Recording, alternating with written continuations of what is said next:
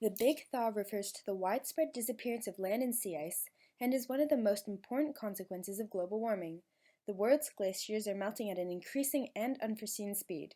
This will inevitably impact the 1/6 of the Earth's population who rely on water from the glaciers and seasonal snowpacks during the summer. Global warming is particularly evident in the Arctic, where temperatures have been rising twice as quickly as the global average over the past century. The surface of the Arctic summer sea ice has been reduced by 1/3 since the 1950s and is predicted to be gone by 2050. This puts polar bears at risk of malnutrition and exhaustion from swimming increasing distances. Furthermore, in the north, the permafrost, that is the soil, rock, and sediment that make up the frozen ground, is thawing, not only causing infrastructure to collapse, but also releasing huge amounts of greenhouse gases in the atmosphere, intensifying global warming. Today, the permafrost stores more than twice the amount of carbon present in the atmosphere, which is being released as CO2 and methane.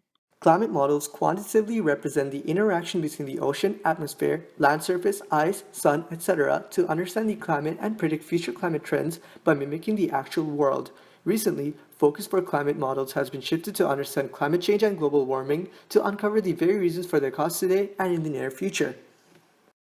Like how architects work with scaled building designs to understand spaces, climate scientists, through the use of modern technology, physics, and mathematical equations, create climate models to understand the climate.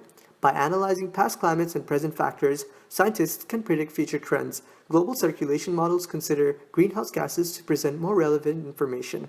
Climate models are important because they help us understand the effects of our actions and the natural processes on us. For example, how the complete deforestation of British Columbia will affect the province's climate. They also help us understand how to define our habitats more safely and change our lifestyle accordingly to plan for long-term climate change. Decarbonization refers to the separation of human activity and economic development from the use of carbon-heavy energy sources. This international initiative attempts to reduce the overall emission of greenhouse gases by the gradual transformation of modern lifestyle. Current trends of carbon use estimate lethal global warming by 2050, and thus carbon productivity is expected to increase tenfold. The Carbon Revolution proposal reduces and stabilizes carbon trends by 7 wedges within 50 years, as defined by Robert Socolow and Stephen Pacala. Their wedges aim to maintain 7 gigatons of carbon per year through various sectors. These sectors may be divided into categories such as types of energy, efficiency, material processing, industrial uses, and reduction strategies such as carbon capture and sequestration. The first major step is known as the Kyoto Protocol of 2005, as industrialized countries committed to lowering carbon emission. This includes most of Europe, North America, and Asia. Countries have attempted to employ decarbonization procedures, such as using renewable and nuclear energy, natural gas instead of fossil fuels, better insulation, and developing technologies while sharing their cleaner energy use techniques. Carbon sequestration is the prevention of fossil fuel-produced carbon dioxide from entering the atmosphere. This results in proper management of atmospheric CO2 levels while still allowing the consumption of fossil fuels, particularly in power stations. It is also possible to capture up to 90% of CO2 emissions produced by industry and power generation. Carbon capture and storage is a three-step process which involves capturing the CO2 from a power plant's exhaust stream and transporting it via pipelines to underground rock formations for storage. Layers of rock then trap the emissions, preventing them from resurfacing, and this diagram shows the depths at which the emissions are stored underground. It is estimated that between 100 and 1,000 years worth of CO2 emissions can be stored underground. This, along with government intervention, would greatly decrease the level of emissions overall. Other forms of sequestration include tree planting and soil carbon enrichment, though CCS remains the most effective technology to date. When imagining a drought, most people think of a dry spell or shortage of water due to lack of rain. This is significantly intensified in the case of megadroughts, which are prolonged periods of no precipitation lasting from several years to decades. These megadroughts are worsened by climate change as rising global temperatures contribute to increased water evaporation and decreased precipitation. Megadroughts should be a major global concern as much of the world's population already faces water vulnerability. Scientists predict that future megadroughts could last 40 years, and these will be close to home. Large regions of the U.S. should prepare to face megadroughts that will threaten ecosystems and food availability. Similar droughts throughout history have even contributed to the collapses of civilizations. Several countries have already taken measures to preserve water supplies. By planning to ban the use of river water for irrigation, Australia is protecting drinking water. We can all contribute towards reducing daily carbon emissions, which will reduce the severity of future droughts. However, if we continue to produce CO2 at the current rate, it is likely that megadroughts in the near future will threaten global cultural stability. Passive design takes advantage of the climate and utilizes natural sources such as sun and cooling breezes to maintain comfortable temperature ranges in the home. This reduces or eliminates the need for auxiliary heating or cooling. We must identify and design for climate, orient the house advantageously on its site, considering summer and winter variations of the sun's path and directions, and actively shade the home with eaves, window awnings, and more. Passive solar heating is inexpensive, keeps out summer sun, and lets in winter sun. Passive cooling works inversely. The building envelope keeps heat inside in the winter and allows heat to escape in the summer. Sealing and insulating your home helps benefit passive heating and cooling.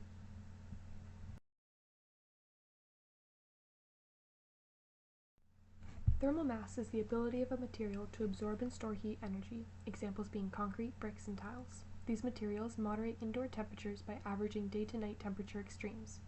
Glazing and skylights bring in light and fresh air, but it is important to consider sizing and spacing in order to control heat loss and gain. Personal carbon. National emissions is the sum of each individual's personal carbon footprint. The personal footprint is divided between the primary footprint, direct use of fossil fuels, secondary footprint, the indirect use of fossil fuels. Two systems which aim to reduce personal carbon emissions today are carbon trading and carbon taxing. Carbon trading. Each country has a set cap for carbon emissions. Each individual thus has a certain quota of carbon emissions which they cannot exceed. Excess quota can be sold to those who need more. A major example of this is the EU ETS, Emissions Trading System, which was launched in 2005. Carbon taxing directly deals with polluting by no longer allowing it to be free. Carbon usage is given a price which reflects the impact it has on the environment. The price to pollute then influences the economy and directly promotes clean energy options. Equity is this current problem where there's a disparity of carbon emissions between several countries. Countries like the US, Australia, and Canada have the highest levels per capita at around 25 tons of carbon dioxide, whereas the poorer nations of the world would generally emit only 1 ton of carbon dioxide.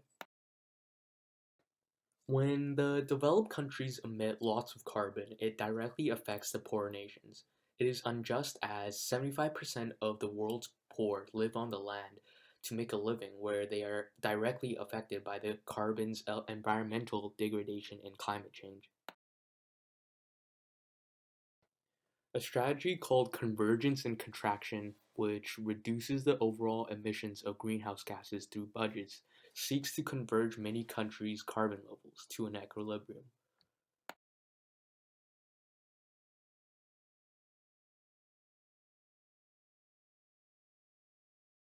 During the 20th century, the mean sea level increased by 0.17 meters due to thermal expansion of ocean water and melted ice water.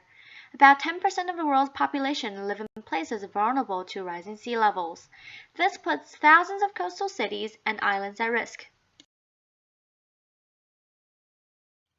These sea level increases could spell disaster for several low-lying islands, many of which will need to evacuate within the decade. In fact, some countries such as the island country of Tuvalu are planning evacuation already. Other islands in danger include the Pacific Islands and the Kivalina Islands in Alaska. Even if we immediately dropped CO2 emissions to zero, we've already released gases that will take decades or longer to dissipate. It is virtually certain that sea levels will rise in more than 95% of the ocean area, and about 70% of the coastlines worldwide are projected to experience sea level change. There are two potential approaches one might take when dealing with climate change.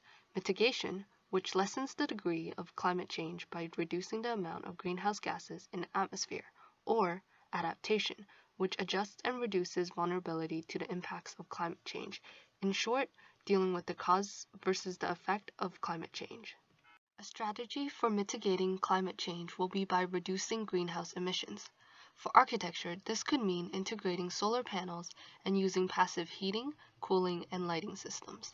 We can also adapt to climate change by building flood defenses to deal with rising sea levels and use rainwater harvesting systems for places that suffer from droughts. A study done by the Stern Review found that mitigation costs about 1% of global GDP annually, while inaction could be equal to losing 5 to 20% of GDP each year.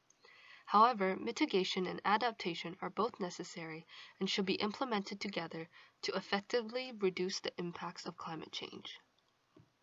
In developed countries such as the United States, carbon emissions have stabilized over the past 25 years.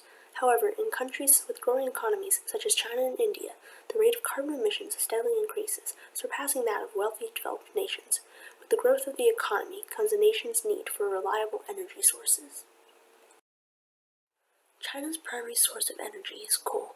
66% of their energy consumption is dependent on coal.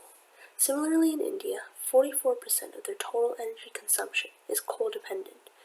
These demands for energy cause an increase in carbon emissions in developing countries and thus affect the climate accordingly. The EIA predicts that by the year 2040, developing countries will surpass the carbon dioxide emissions of developed nations by 127%. Although China has submitted a plan to the UN with aims of reducing its greenhouse gas emissions, other countries must take similar course of action or find a decarbonized source of energy that is affordable in order to prevent devastating climate change. As climate change continues to alter the world we live in, more and more businesses are beginning to recognize the impact of these changes. As a result, businesses are capitalizing on opportunities spurred on by our environmental conditions. These ventures can be categorized into two areas of focus: mitigation and adaptation. The implementation of renewable energy and sustainable products has become a key point of interest for many large businesses. Companies like Google Sunroof and SolarCity are profiting on the installation of affordable solar panels on homes around the world. Also, large car manufacturers are beginning to produce more green vehicles. In 2014 alone, electric car sales grew 83%. Adaptation to climatic conditions is proving to be quite profitable as well. In drought-ravaged California, investors are building multi-billion-dollar desalination infrastructure to capitalize on water shortages caused by climate change. In terms of transportation, experts say that by 2050, ships without ice strengthening will be able to traverse the Northwest Passage, cutting current shipping distances by almost 10,000 kilometers. A household can be considered fuel poor if the cost of fuel is above the national median level, or if the amount of remaining income is less than the poverty line. What causes fuel poverty? The efficiency of the property, the cost of energy, or the household's overall income. There are many negative impacts from living in a cold home. They can range from cardiovascular disease to depression. The most easily afflicted victims are children, the elderly, and those suffering from long-term illnesses. There is at least a tenth of the population, roughly 4 million people, of the UK living in fuel poverty. The government was assaulted by charities who believed that no serious action was taking place to aid the people that had to choose between heating or eating. The charity is trying to institute an energy efficiency program that will restore the houses back to livable standards, a drastic change that could improve the lives of millions. Improvements to income and energy price reductions are also a positive benefactor in the eradication of fuel poverty. Microgeneration is the production of heat or electricity from a low-carbon source on a small scale. Through this method, needed power is stored and surplus electricity is exported onto the grid. Microgeneration technologies include the conduction of energy through PV panels, small-scale hydro, wind turbines, biomass, and geothermal. Microgeneration is the most cost-effective solution for providing electricity. The installation of this power source for a small area is around $40 and is far cheaper than relying on the national grid. Advantages of microgeneration include electricity generation in remote locations, power backup, and naturally sourced energy. Microgeneration proves to be environmentally friendly in operation by sourcing its power from sunlight, wind, and water, which is then utilized to provide electricity to houses and farms and buildings on a larger scale. That is why sustainable architecture has an increasing focus on microgeneration and renewable technologies. The idea behind the hydrogen economy is to create energy using hydrogen. This method could replace the use of gasoline or natural gases. For example, fuel cells that convert hydrogen into electricity could be used in electric vehicles. The only byproduct of hydrogen is water. Therefore, when used, it does not harm the environment. Hydrogen must be produced and taken from other substances because it is not found naturally on Earth. It takes energy to produce pure hydrogen. The carbon footprint of the energy needed to produce the hydrogen has a negative impact on the environment and contributes negatively to climate change. If the world can transition from carbon-based and fossil fuel energy to hydrogen energy, the environment will benefit greatly. The technology needed to produce the hydrogen cleanly exists. However, it is an expensive process and the production cost is greater than the profit. It will take a lot of money and work to get hydrogen energy into the everyday world. Photovoltaics is the process by which sunlight is converted into electricity using electrons. Photovoltaics are continuing to become more and more common and cost-efficient worldwide. The following images show 16,000 solar panels that were recently installed on a rail tunnel in Belgium. This $21.5 million project powers 4,000 trains annually. When installing solar photovoltaics, panels can either be installed to track the sun's location or remain fixed. Sun-tracking solar panels can produce up to 30% more energy, but are more costly. In anticipation of growth in photovoltaics, buildings are encouraged to be made solar-ready, with the roof being oriented at a pitch to maximize the sun's exposure. Germany has the highest level of photovoltaic installations in the world, 145 times larger than Canada's capacity. However, as seen in the diagram comparing Canada and Germany's solar resources, Canada has many regions with resources superior to Germany, indicating an enormous amount of potential for photovoltaics in Canada.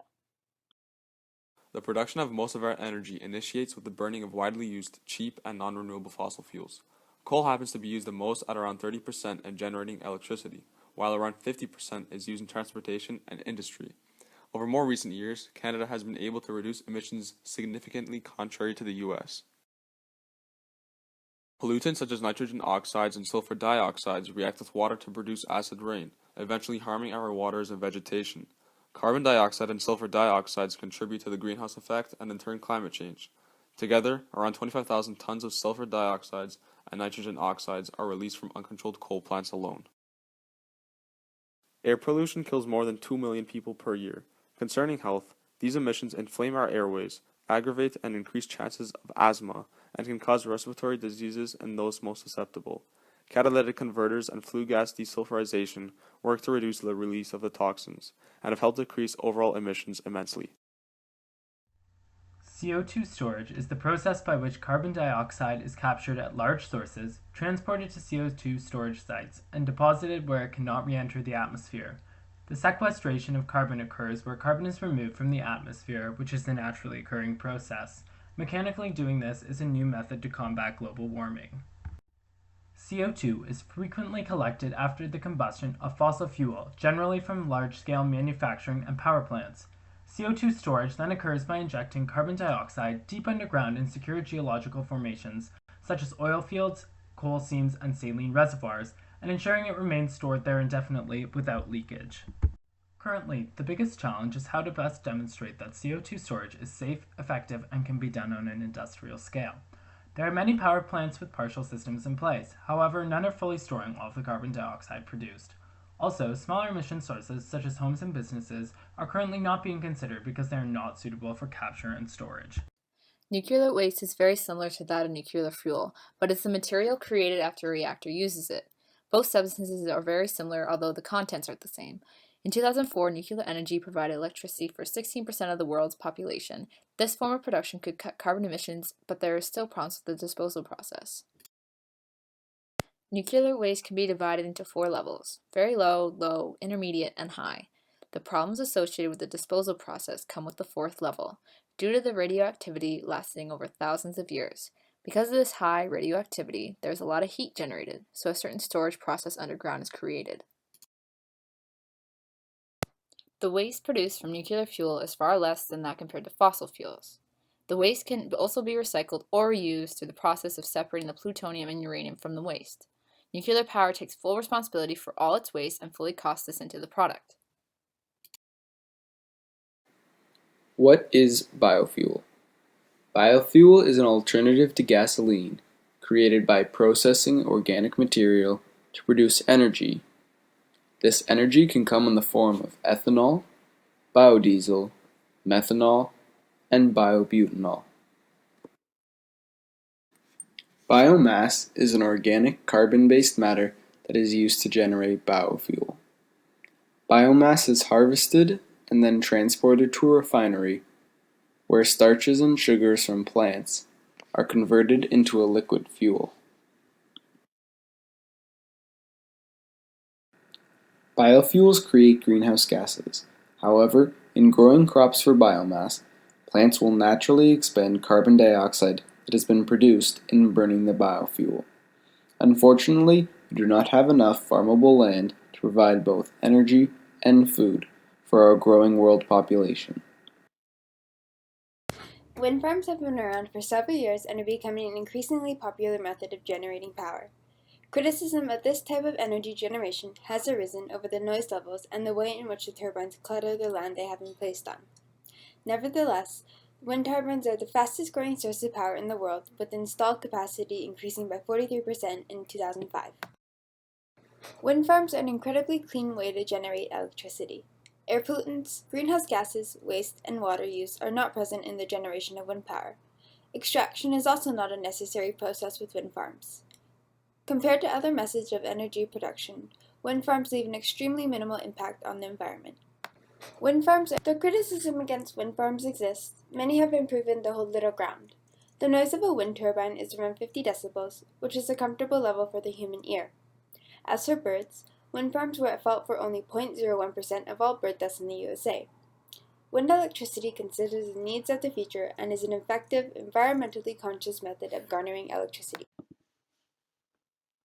The majority of urbanized Western countries now rely on imports from around the world for much of their daily food source. This damages the environment through carbon emissions, strains agriculture to meet increasing food demands all year round, and puts countries at risk of food insecurity. Urban agriculture is the practice of growing, raising, processing, and distributing food in and around the urban area. Many countries have set welcome and successful indoor and outdoor precedents, at times out of necessity like Cuba, or experimentation like Hong Kong.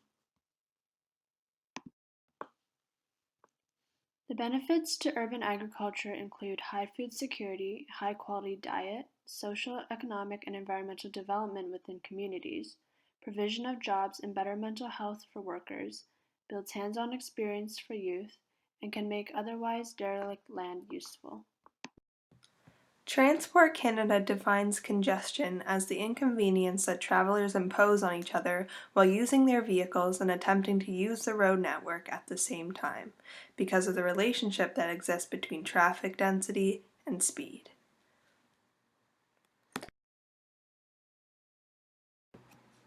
What makes congestion so expensive is the time lost by travelers during their daily commute and the fuel consumed by their vehicles. In the UK, they lose 20 billion euros a year just due to congestion.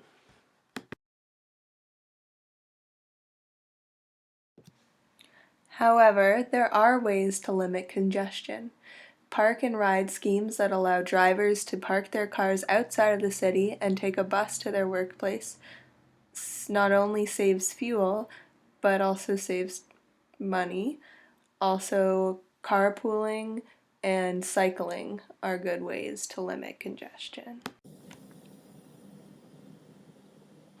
What is an eco-city? An eco-city is a place where people can live healthy lives while lowering their environmental impact. An eco-city is designed to address its specific regional environmental factors while being integrated with the local economy concerning natural resources and environmental assets.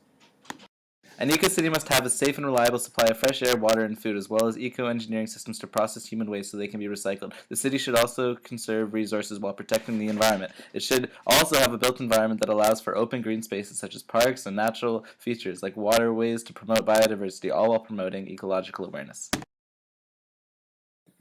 Dongtan is a plan for a new eco-city on the island of Xiangming in Shanghai, China, whereas Freiburg, Germany has only been an eco-city since 1992 when they made adjustments such as changes to building laws to only allow the construction of low-energy buildings, among other changes. Anyways, that's eco-cities in a nutshell. Longer summers and shorter winters due to climate change are melting the polar ice caps rapidly. By the end of the century, sea levels are likely to rise 28 to 43 centimeters. 44% of the world's population live within 150 kilometers of the sea, and with rising sea levels, billions of people will be forced to relocate due to floods and reclamation of land by water. Floods caused by climate change is a huge problem in Canada. In 2013, massive amounts of water was dumped on southwestern Alberta, triggering one of the worst floods in Canadian history. 100,000 Albertans, including 75,000 Calgarians, were forced out of their homes and evacuated to higher ground. The flood left 3 people dead and $6 billion in damages and recovery costs. In order to prevent flooding of our communities, we can build dams to hold back overflowing rivers and lakes. Moreover, houses can be designed to float during floods, preventing water damage. We can also plan smart by developing communities far away from floodplains or by allocating areas to be flooded, keeping our communities dry. Urban heat island means a metropolitan area is consistently hotter than the surrounding suburb area. Such phenomena could be contributed by dark surfaces of roads and buildings, use of heat-absorbing materials like concrete, lack of vegetation, and tall buildings that increase efficiency of heating and prevent cooling by convection. Despite urban heat island could cause energy consumption swell in cities, there are other multiple impacts such as change of the local wind patterns, increased precipitation, negative human health effect, decrease of diversity in nearby water bodies, and even alteration of natural selection for local species. Promoting actions of mitigating urban heat island is very crucial. Painting the building roof and pavement in white or light color would significantly reduce heat absorption. Such strategy could also be incorporated with green roof and tree planting in city blocks. The annual consumption by humans of Earth's ecosystems and natural resources can be measured as what we call an ecological footprint. Putting this into a global perspective, this method is used by ecological analysts to calculate how fast our population is using up our natural resources compared to using renewable ones. As of 2007, the Global Footprint Network concluded that Earth uses up crucial ecological resources 1.5 times as fast as they are being renewed. This means we are consuming as if we were the size of 1.5 Earths. However, it is observed that urban regions seem to be the main consumer. 2/3 of the world's ecosystems are now fatally damaged due to the consumption and waste disposal of urban regions. Urbanization is continuously enlarging in the 21st century, and it is the responsibility of present and new-coming residents of all cities to stop the urban footprint from growing. As urban environments grow rapidly in population and density, cities become increasingly dependent on the technology central to its functioning. Over-reliance on technological networks for transportation, energy, water, and communication services leave urban environments vulnerable when the technical infrastructure fails. Widespread power shortage events demonstrate the extent of this dependence. For example, the Northeast blackout of 2003 affected an estimated 55 million people in North America. This affected water delivery systems, emergency services, communication, and transportation, all at an economic cost. Aging infrastructure and the stress of population growth is expected to increase the frequency and severity of power outages. This leaves urban environments around the world vulnerable to natural hazards as well as potential terrorist attacks. Accommodating urban infrastructure in a sustainable manner must be considered for the future of cities. 2007 was the first year where the number of urbanites surpassed that of rural dwellers. Developing nations in particular are experiencing the implications of high population density. Policies implementing adequate housing, infrastructure, and social services will be at the forefront of ensuring a healthy urban community. High population density has the potential to greatly facilitate economic growth. By promoting and realizing women's reproductive rights, we can encourage voluntary family planning. When families can freely choose the number and spacing of their children's births, studies show that overall children are happier and fertility rates move downwards. In this way, we can influence the overall trajectory of population growth. By encouraging cities with low mortality and low fertility rates, urban communities can move closer to creating a demographic dividend. A demographic dividend is an economic strategy whereas the working class, 15 to 64, surpasses the non-working class, 0 to 14 and 65 plus. In this way, urbanization can serve as a platform to improve social conditions of people globally. Urban areas allow for greater economic growth, increased social integration between communities, and the utilization of new markets like the internet.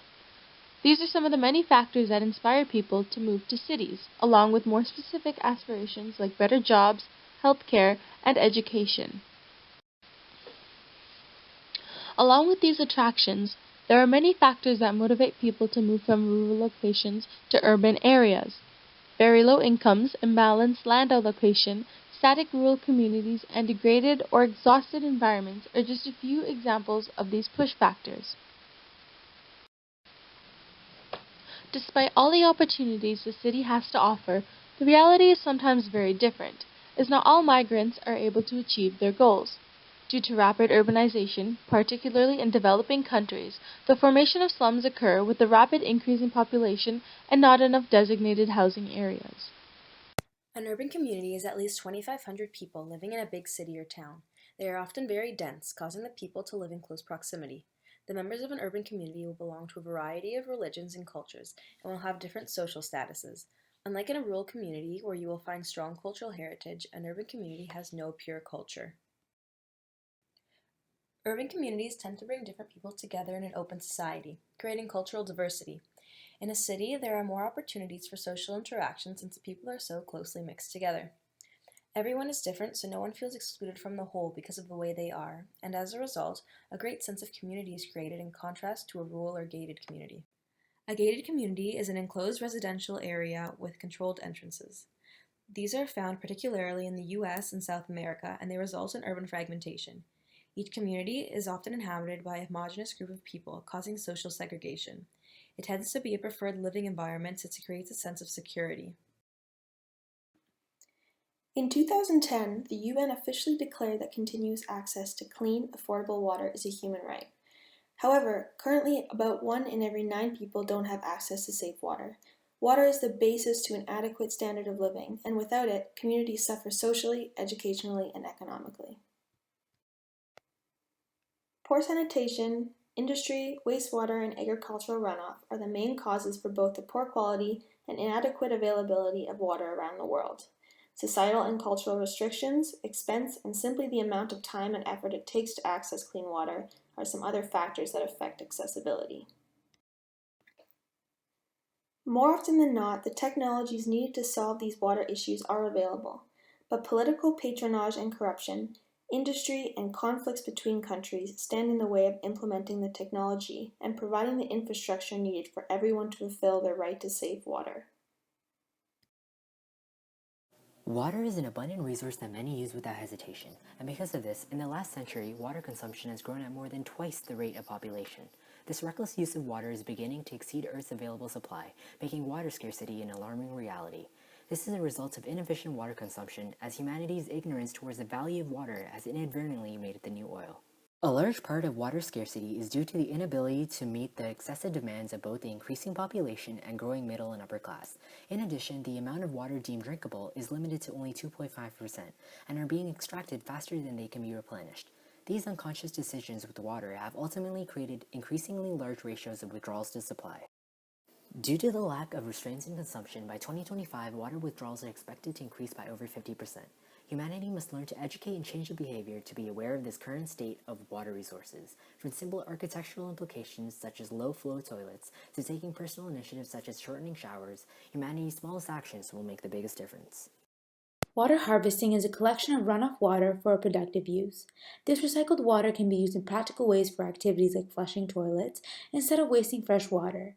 Ensuring a resilient clean water supply is the greatest challenge of the 21st century, especially in dry countries where 2 million people die each year due to the lack of clean water. Runoff water may be harvested from 4 different methods. Floodwater harvesting, which stores floodwater in artificial closed ponds. Macro and microcatchments, which store water in soil, pits, and basins. Rooftop or courtyard harvesting, that collect rainwater from a specific surface, usually a roof, filtering it and storing it in tanks. Water harvesting is eco-friendly. It increases water availability, it reduces the use of clean water, it saves energy by bypassing the centralized water system, and it is cheaper. In dry land areas, it secures water and productivity. In addition, floodwater harvesting copes with flooding, soil erosion, siltations, etc. Marginal communities are groups of people that reside in the outer edges of society and are not involved in society's main activities. These communities are often poor and have a lack of basic necessities, resulting in many becoming scavengers or waste pickers in order to sustain themselves. Members of these communities salvage recyclable and reusable waste from landfill, helping reduce pollution caused from waste. Waste pickers contribute further to reducing pollution in that they sell scavenged materials to industries, reducing the amount of raw materials and energy needed for production. However, the waste pickers, some of them children, are prone to injuries and illnesses, having no safety equipment to protect them. Also, societies are often hostile to these outsiders, leading to extreme cases in Colombia where waste pickers were killed in an attempt of social cleansing. Members of these marginal communities have begun to organize themselves in order to increase their workplace safety and demand recognition from governments for their environmental contributions.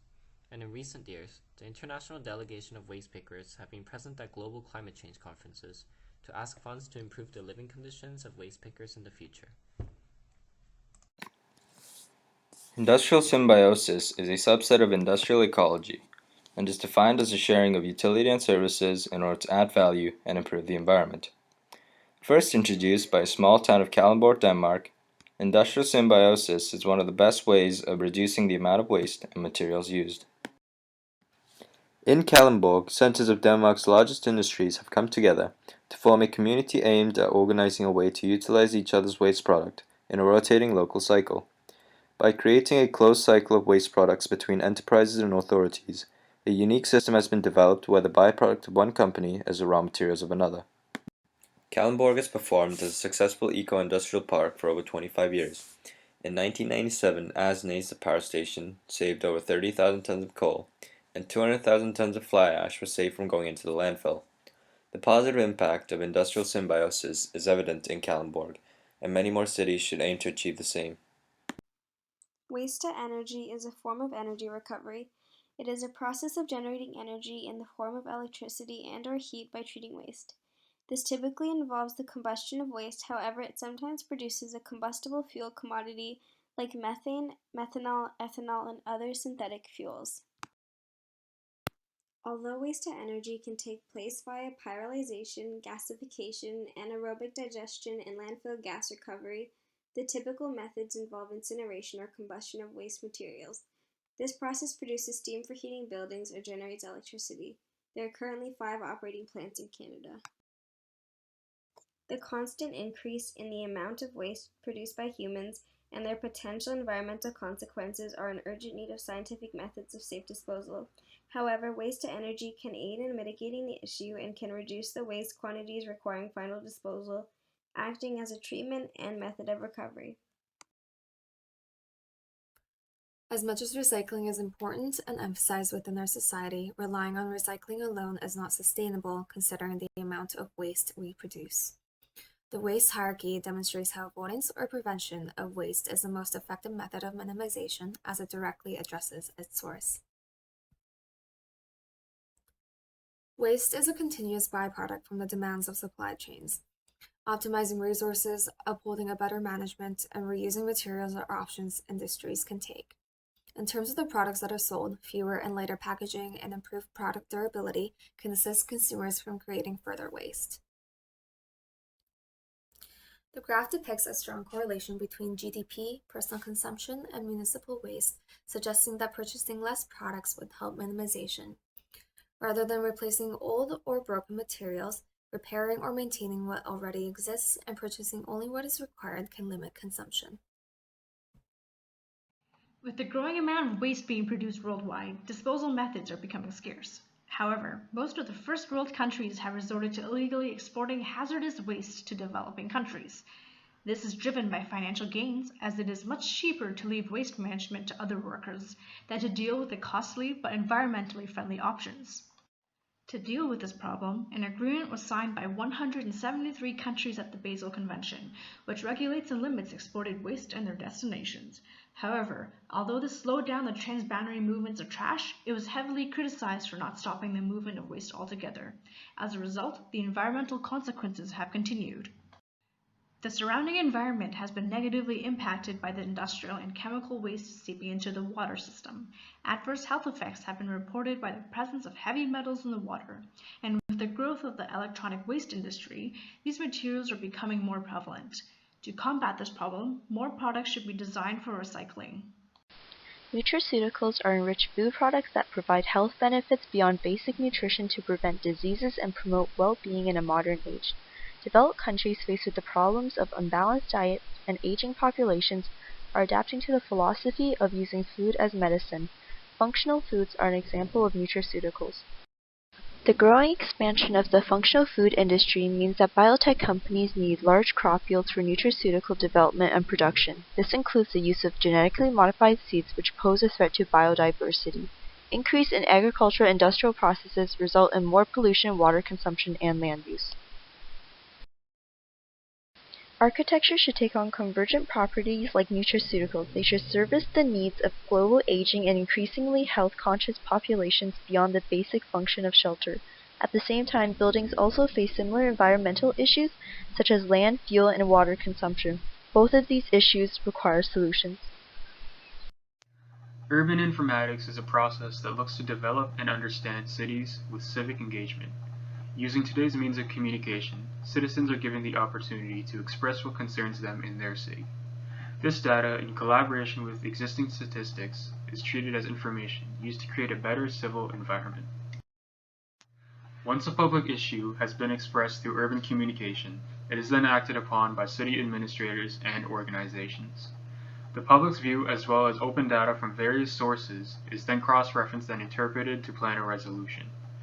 Once this plan has begun, it is observed in reality and altered to fit its function. Urban informatics are used to address issues the public perceives as significant. However, there are still many that are unaddressed in relation to the environment. Most of these issues are best to be resolved through architectural solutions, in which design collaborates with the data of urban informatics to build towards a better and greener future. A pathogen is a biological agent that passes from animals to humans and causes disease or illness. Our immune system protects us from pathogens. However, when it fails, pathogens can cause death, the most notable of which is the Black Plague, starting in fleas and then moving to rats and humans and killing 1/3 of Europe's population. In today's society, there is an increased mobility never seen before. Through trains, planes, and road networks, all natural quarantines are destroyed. This, coupled with complex pathogens, lead to more serious outbreaks that threaten the global population, such as SARS, beginning in rural China and spreading within months across the world. SARS gave way to the study of pathogens and how they move from animals to human. This understanding has allowed for the development of digital health data monitoring people exposed to wild animals.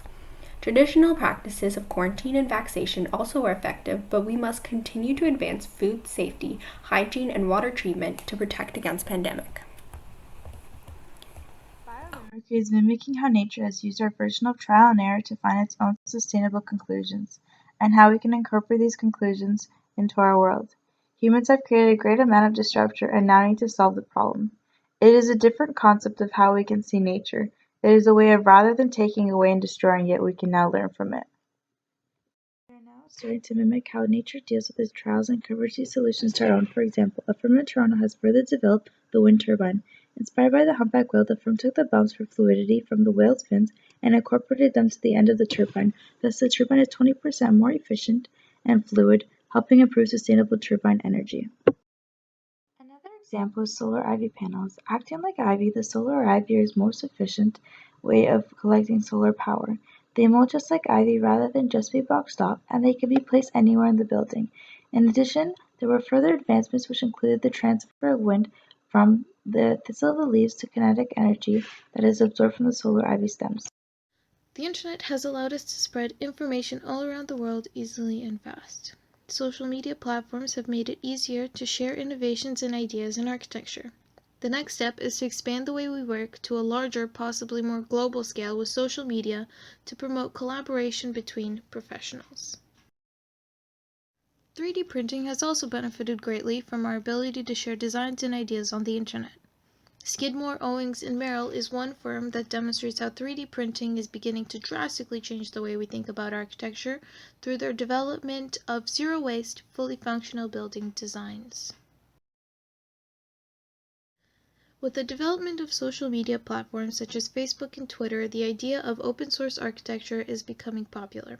With groups like Paper Houses, designs can be made more readily available for implementation, use, study, and further development by professionals as well as the general public.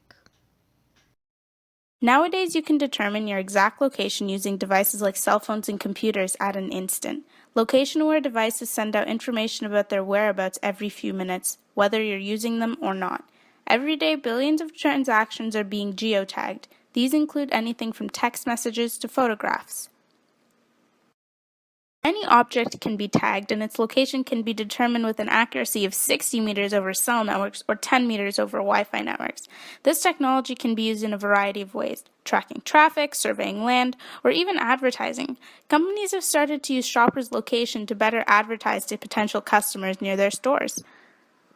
IBM and MIT launched a project in Seattle called Trash Track. Tags were placed on a variety of recyclables and garbage by locals, and the journeys of their junk was tracked. The project was aimed at raising awareness to the general public of where their trash was going and hoped to change the participants' behavior in a sustainable way. Some of the most powerful artificial intelligence devices are sitting in our pockets, the smartphones. Today's $700 smartphones have more computing power than a 1970 supercomputer, which cost $3.5 million at the time, and how it has transformed our lives. With AI, we are trying to manage the damage we did to the environment by creating pollinating robo-bees and minimizing the amount of energy we consume at home through Google Nest and smart housing solutions. We are increasing longevity by doing nanosurgeries using nanobots, while we have AI pets like Paro to care for the aging population. But all is not hunky-dory, for AI will leave many of us jobless in the fierce competition between man and machine. Robot journalists and lawyers will save the day, while driverless cars will make traveling safer and jobs even fewer. According to Stephen Hawking, AI could spell the end of the human race. The use of technology and research on precision therapy has led to the development of microelectromechanical systems, which are tiny devices implanted beneath the skin. They contain hundreds of drug doses that can be administered continuously at controlled rates over long periods of time, replacing the need for daily injections. These drugs are released to specific targets in the body that require treatment. The silicone and glass microchips contain reservoirs which store the drugs and are sealed by caps. They also act as sensors, where depending on their purpose, the chips can detect everything from a rise in blood sugar levels in diabetics to tumor regrowth in patients with cancer. When this occurs, it signals the release of the drugs from the reservoirs to counteract the bodily changes. The increased usage of nanotechnology and microelectronics in healthcare and other sectors means that the built environment requires more facilities to support these industries. While green space should not be compromised for building new research facilities, the potential benefits of increasing medical research would contribute to the overall health and well-being of the inhabitants of the built environment. Nutraceuticals are enriched food products that provide health benefits beyond basic nutrition to prevent disease and promote well-being in a modern age. Developed countries faced with the problems of unbalanced diets and aging populations are adapting to the philosophy of using food as medicine. Functional foods are an example of nutraceuticals. Users of home automation technology can also remotely power on or off lighting systems and other electronic devices to save energy. Environmental monitoring sensors can collect data of air, water, and soil conditions. Movements of wildlife and their habitats can be monitored as well. The more the technology knows about you, the more benefits you will receive. That can leave you with the chilling sensation that big data is watching you. In the vast majority of cases, we believe the coming benefits are worth that trade-off. Hope that security and privacy can be reinforced through more research and developments. Transmedia architecture. What is transmedia architecture? It is developing an entertaining, interactive, and immersive environment across multiple devices as a means to provide users and/or players with a completely accessible and realistic virtual space in order to increase the engagement with the platform. How is it found?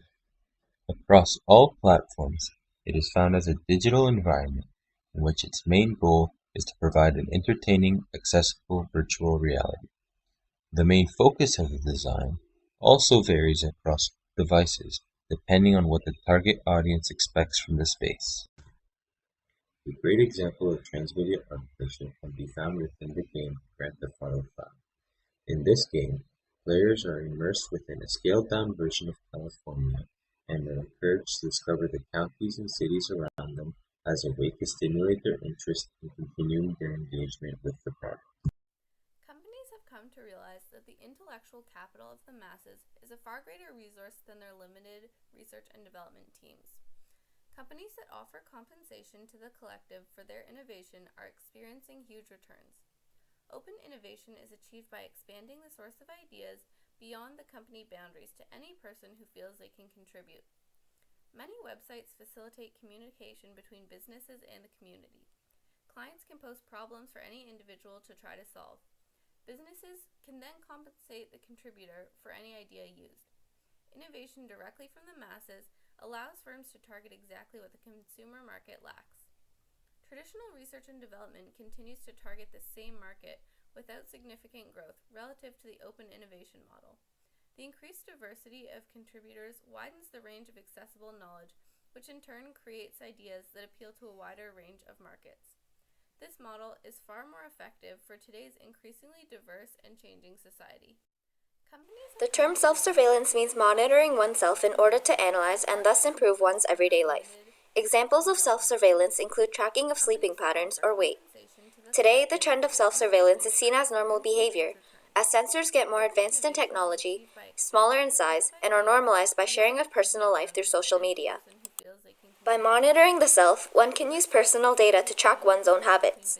This information is useful in architecture because personal data can also be used to find out how one's lifestyle affects the usage of resources in a building, as well as how much waste is created. We must remember that what is not measured cannot be managed. Consumers can cut down on resources such as electricity by tracking the amount of energy that they use every day in a building, using energy meters. CO2 emission is also shown on these meters and easily display how much waste one creates on average, even identifying times of high usage to help consumers know when to cut down, helping them both financially and environmentally. Collaborative consumption is based on the idea that a consumer does not have to own a product to use the service. There are three main systems under this concept. In product-service systems, the product is rented out to various users when the owner is not using it. In redistribution markets, the lifetime of a product is extended by resale. In collaborative lifestyle systems, people can swap services. This change in product consumption from tangible to service-based creates a shift in what consumers and sellers expect of each other. With shared access, a level of trust is needed amongst sharers. Although this could foster a greater sense of community, extending past social media because of the human interaction involved, there are legal hurdles involved in sharing markets under the current government regulations. The environmental benefits of a collaborative consumption market are huge. Extending the life cycle of products and sharing single products amongst many for the same level of service means that there is less demand for newly manufactured products, and there are few functional products in landfills. This model is far more effective for today's increasingly Health 2.0 is the use of technology such as the internet to enrich and expand how healthcare works. The internet is an essential resource for the health education of the public since it is easily accessible with an incredible amount of sources. Websites like WebMD and WikiHow accumulate medical knowledge that is specifically for the public. Search engines can be used anonymously and at one's own convenience. This globalization of user-generated information makes the internet a reliable source that nearly matches doctors as the top resource for healthcare advice. Online public research data, medical advancement news, and educational media content assist both public and professionals. It is developing into a medium for interaction among patients on a global scale. People not only have access to information and advice, but also each other as a community. Websites like HelloHealth.com connect patients with physicians through means of technology, and email groups or interventions have had positive effects by converging similarly diagnosed people together. 23andMe is a company that sells kits through which the consumer sends in DNA samples that in turn give them knowledge of the genomes in their DNA that provide information about possible health risks, drug responses, and ancestry traits while simultaneously creating a diverse database of genomic data through voluntary means for drug companies to test their products on. Since large pharmaceutical companies like Genentech are finding it harder to create new drugs based on the thorough laws that they have to work around in regards to testing, they have made deals with 23andMe to use their database to test drug possibilities and target them at a much more specific group of recipients that require them rather than mass producing them. The main problem with this research, though, is the fact that most insurance companies require a list of all risks regarding health which a person would not previously know, but they do now because of their personal DNA testing. So insurance companies now have the option to go directly to 23andMe and request information, creating a bias that would otherwise not exist and shying people away from this new form of research. This model is far more effective for today's increasingly diverse and changing society. Companies have come to realize that the intellectual capital of the masses is a far greater resource than their limited research and development. Cybercrime is an ever-expanding convergence of financial, copyright, child exploitation, and bullying crimes online, done mostly through viruses, online scams, and phishing. It has become more of a political issue because it is international in nature, and various countries have different standards of defining cybercrime. Clients can pose problems for any individual to try to solve. Businesses can then compensate the contributor for any idea used. Issues pertaining to cybercrime are privacy, theft, and fraud. Viruses have gone from being a PC issue to also attacking smartphones and programmable logic computers, devices that used to be at a low risk to viruses. Criminal gangs are using this to their advantage to access things like personal documents and bank accounts of both businesses and people. This model is far more effective for today's increasingly diverse and changing society. Companies have come to realize that the intellectual capital of the masses is a far greater resource than their limited research and development teams. Companies that offer compensation to the Because cybercriminals are so difficult to track, an internet poll is being called upon to enforce power against them. The internet poll would be an international agency devoted to investigating cybercrime. Although it might be difficult to create and run the internet poll, we must begin to drive change now, before online crime destroys our critical infrastructure. Bioterrorism refers to the release of biological agents with the purpose of killing humans, animals, or plants, to intimidate or coerce a government or civilian population to further political or social objectives. Without significant growth relative to the open innovation model. The increased diversity of contributors widens the range. Bioterrorism has been around for long. Tartars in the 14th century catapulted diseased corpses into cities, devastating Europe with the Black Plague.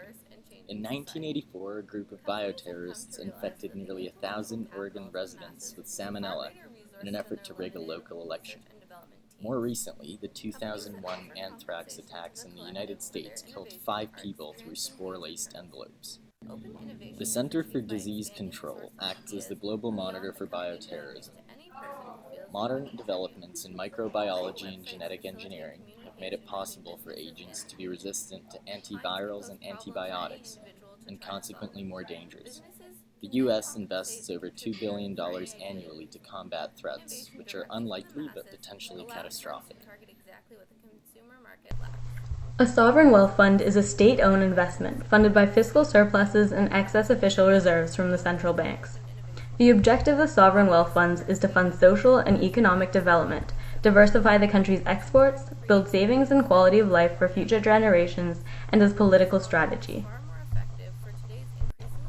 Unfortunately, more than half of the largest sovereign wealth funds in the world are currently oil and gas-based for economic reasons.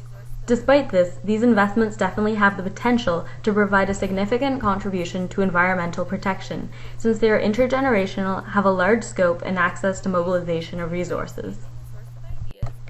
As an example of the impact sovereign wealth funds can have on the environment, recently the GPFG, Norway's sovereign wealth fund and the largest in the world, has confirmed a $900 billion divestment from coal and fossil fuels, which make up more than 30% of their business. This is the largest investment of its kind in history, and sets a strong precedent for other funds around the world. Nanomaterials are particles that are between the sizes of 1 to 100 nanometers. Nanotechnology was developed in the early 1980s and has had commercial applications since the early 2000s. The most popular use is nanosilver, which has unique antibacterial properties and is used in clothes, kitchenware, toys, and cosmetics. Nanohazards are the negative effects of nanomaterials on the human body. Transferred into the body by inhalation, skin absorption, and ingestion, they enter the bloodstream and enter the brain. The long-term effects are still being researched, but there is the danger of cells being damaged after having DNA, membranes, and proteins punctured by these materials. The best way to avoid nanohazards is to be aware of keywords on labels and ingredient lists that indicate the use of nanomaterial. Some of these words include nano, ultrafine, nano delivery systems, and micronized. At this point in time, it is hard to avoid nanotechnologies as long-term effects have not been studied yet. Leapfrogging, exactly what it sounds like. Developing countries jumping over the technologically inferior, less efficient, or unsustainable practices and industries of the 20th century and skipping right to the good stuff. In today's world, this is generally enabled by the growing access to technology for people in developing countries. For example, cheap access to smartphones has allowed people in Kenya to skip the middleman and manage their finances online. The smartphone has also empowered small businesses and allowed for technological innovation. A different example is the growing availability of clean power, potentially pulling developing countries straight into the green age.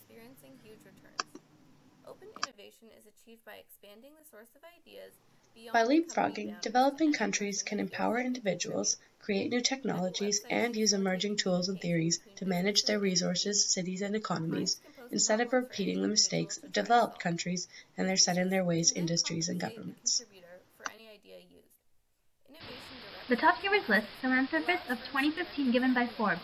75% of the people on this list are self-made entrepreneurs that have contributed their wealth to a charity organization. Warren Buffett, first on the list, plans to donate 99% of his wealth.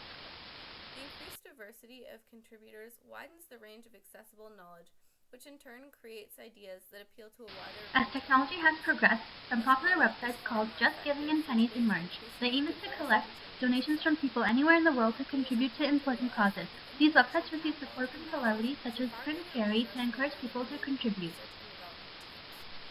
Companies that offer compensation to the collective for their innovation are experiencing huge... In recent times, these entrepreneurs strive to make a difference in the world and truly create a change in terms of social and ecological issues. These philanthropists are trying to preserve natural ecosystems by purchasing them and maintaining them as land reserves. Clients can pose problems for any individual to try to solve.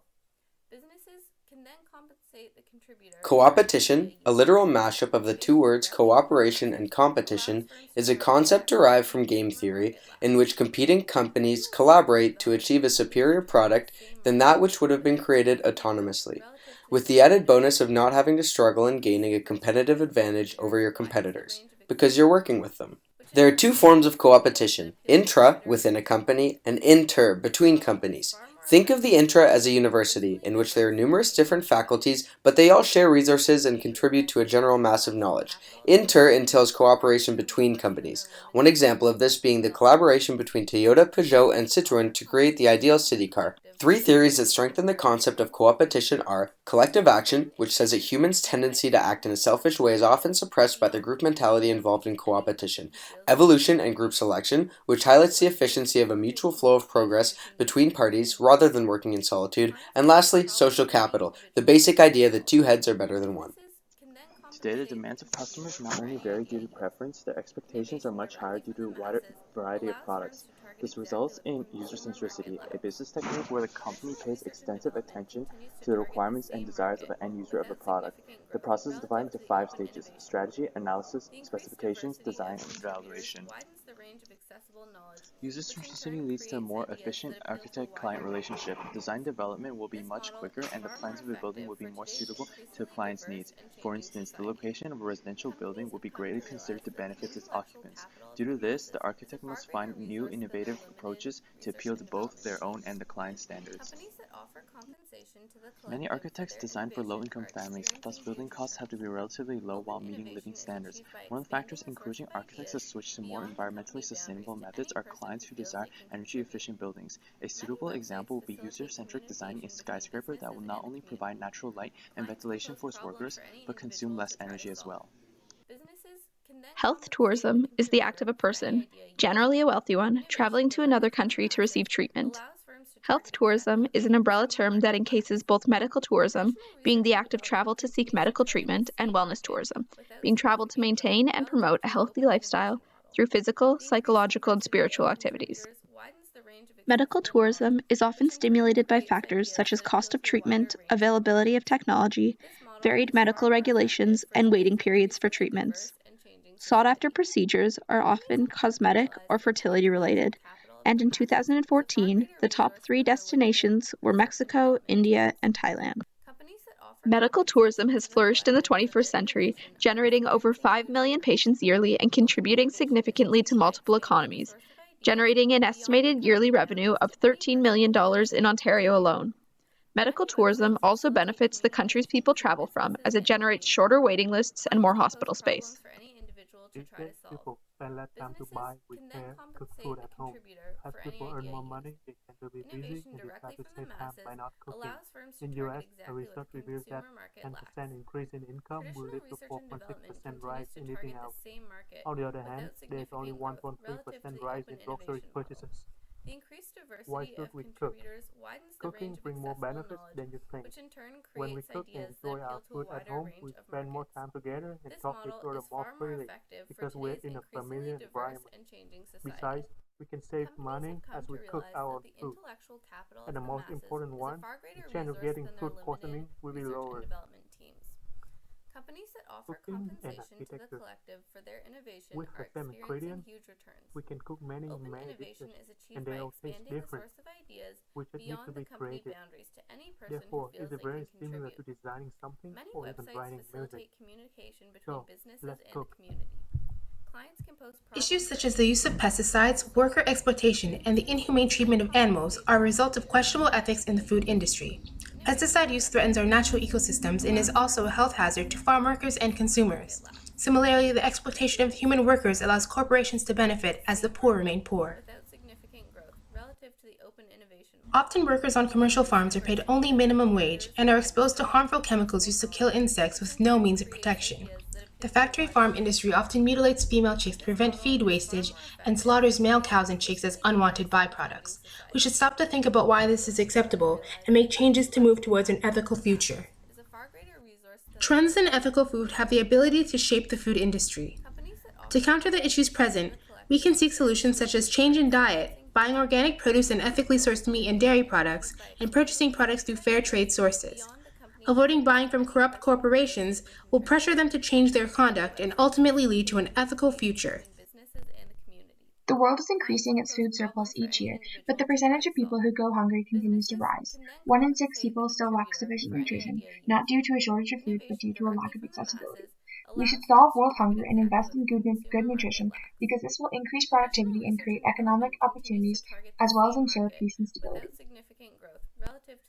A lack of investment in agriculture, like using our water inefficiently and using non-resistant seed types, the natural disasters like the Haitian earthquake in 2008 destroyed 60% of its crops, war and displacement like in the Democratic Republic of Congo, in which persistent war caused 79% of its population to be undernourished, as well as food wastage that adds 3.3 billion tons of greenhouse gases.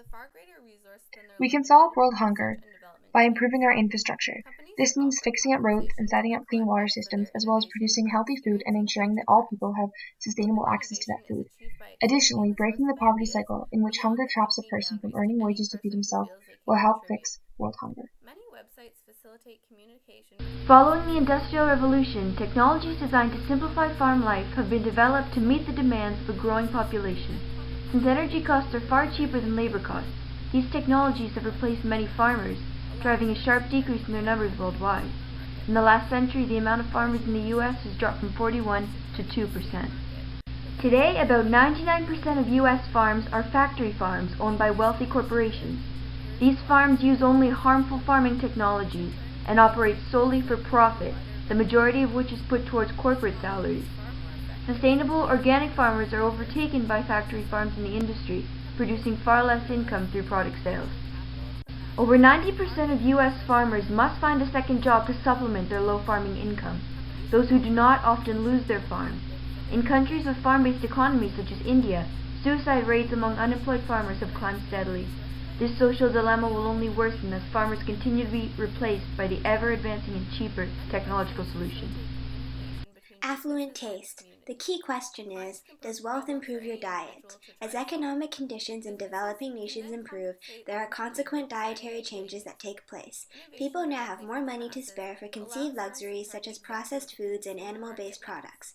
China's annual meat consumption quadrupled from 1983 to 2002. Increased fat and calorie intake have led to an increase in obesity and food-related illnesses.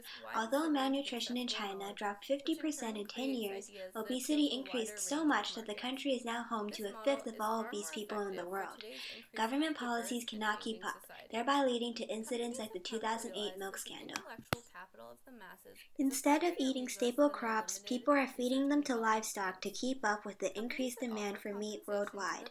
According to the 10% rule, only 10% of energy in feed is retained. Therefore, it takes much more energy and resources to produce animal-based calories than plant calories. One major issue in the current world is the rapidly rising population. With this accompanies the requirement of producing more crops to maintain a larger population than ever before. Fertilizer plays a large role in this mass production. Traditional research and development continues to Fertilizer is a chemical or natural substance containing usually nitrogen, phosphorus, or potassium, which are added to soil or land to increase its fertility. It enhances plant health and to naturally become tolerant against pests and weeds. As a result, crop yields are maximized for the growing population. Today, most of the population is fed by crops enhanced by synthetic fertilizers. However, certain regions of the world, such as the sub-Saharan desert, do not have the opportunity to benefit from artificial fertilizers as transportation costs from the U.S. are so high. The future of fertilizers is questionable due to the heavy extraction rates and diminishing yield return. Many websites facilitate communication between businesses and the community. Clients can post problems for any individual to try to solve. Businesses can then compensate the contributor for any idea used. Innovation directly from the masses allows firms to target exactly what the consumer Engineered seed refers to seed designed through the gene splicing techniques of biotechnology. More specifically, it is a process in which a desired gene of an organism is spliced out of its surrounding genetic sequence, cloned, and inserted into the host organism which is being modified. In the case of seed, the host crop will now express the desired traits of that inserted gene. This model is far more effective for today's increasingly diverse and changing society. Companies have come to realize that the intellectual capital of the masses is Alongside global warming, climates are becoming increasingly more arid and susceptible to drought.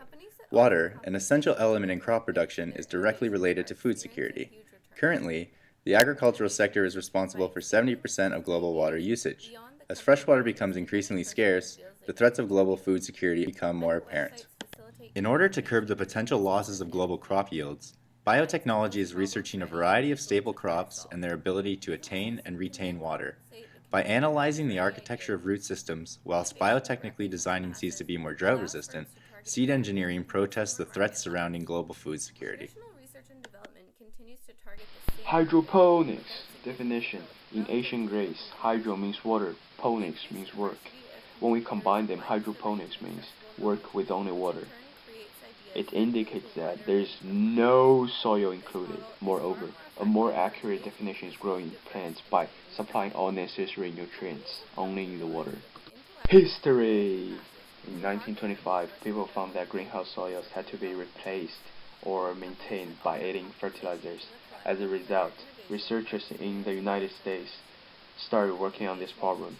After another 20 years, hydroponic systems were finally established. Benefits. Benefit number 1. It saves space. Hydroponics uses a customized nutrient to calibrate the nutrition of your plants all the time. Benefit number 2. It saves water. It will only take up the amount of water your plants need at any one time. Any evaporation or leakage can be prevented. Anyways, hydroponics is good for the environment. Did you know over half of harvestable food never reaches our stomach? Globally, this amounts to about 1.3 billion tons per year. Along the journey from harvest to our homes, food is wasted at many intermediate points, such as during harvest and distribution. As well, food is thrown out after its sell-by date in superstores, as well as your own homes after the best before date. Currently, an effective way to recover some of this lost food is anaerobic digestion. This is the process of converting organic material, such as food waste, into biogas and fertilizer. This is done with microorganisms, such as bacteria, mimicking the processes in landfills. Biogas contains methane and carbon dioxide, as well as water vapor and other trace compounds. Biogas can be used as a source of energy for homes, cars, buses, or trains. Depending on its use, little to no processing must be done to the gas itself. This method of reusable energy is currently being used successfully in Sweden to power many modes of transportation and their homes. Another product of this process is digested material that can be used in fertilizers or compost. As Bill Nye would say, now you know. The modern industry of livestock causes a great amount of environmental stress on top of providing food due to high demand. The efficiency of producing meat is controversial due to the amount of feed and land used in the process, not to mention the amount of biodegradable waste and greenhouse gas emissions produced by livestock. Ultimately, livestock's effects on the environment backfire on the industry. Greenhouse gases cause global warming, which decreases grazing days for livestock.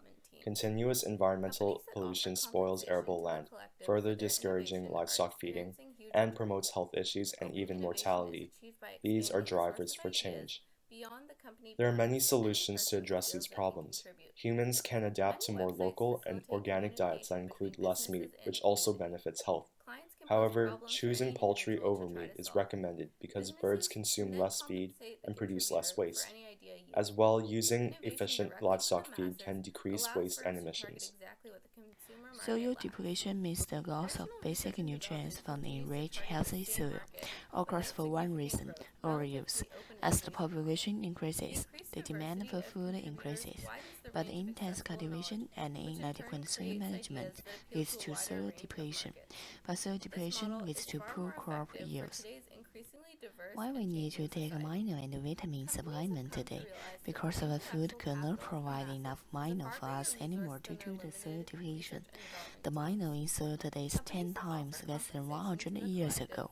That leads to the nutrient in our food dropped dramatically in the last 50 years.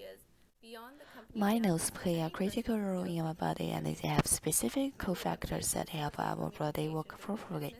But soil depletion broke the balance. Mineral deficiencies in the diet have been identified as the cause of many modern diseases, including cancer, heart disease, and obesity. In 2003, the number of fast food outlets increased globally by an average of 20%, as well as sales increasing by 57%. In the US alone, more time is spent eating out than at home, where 44% said they enjoyed the taste of fast food too much to give it up. Consumers living on a tight budget often turn to fast food chains for inexpensive meals. Low prices on meats, vegetables, and other commodities help fast food restaurants cut meal prices without losing profits. It is shown that large fast food chains can dramatically influence supply chain behavior. For example, in 2004, McDonald's came out with apple dippers, making it the largest U.S. consumer of apples. Countries like Italy have opposed the spread of fast food and other food convenience trends. This movement is known as the slow food movement. They strive to protect food heritage and encourage farming of plants, seeds, and livestock found in the local ecosystem. It was founded in 1986 in reaction to the arrival of McDonald's in Rome. Growing public concerns over many degenerative diseases and the links to overeating spawned an increasing awareness of government food policies and food labeling. The food label is one of the most important tools a consumer may use to make informed choices about healthy, safe, ethical, and environmentally friendly foods. Labels educate the consumers on where their food comes from, reflecting their carbon footprint. The increase of labels such as the Fair Trade logo, the Rainforest Alliance logo, various carbon index outlines, and animal welfare-related logos can create transparency along the assembly lines and promote sustainable, ethical consumption. Similar to architectural building codes, labels are created for a diverse audience with vastly different nutritional needs. The architects of Nutritional Facts USA target the average consumer, calibrating the percent daily values to a 2,000 calorie intake. So know what's right for your own body. Directly from the masses allows firms to target exactly what the consumer market lacks.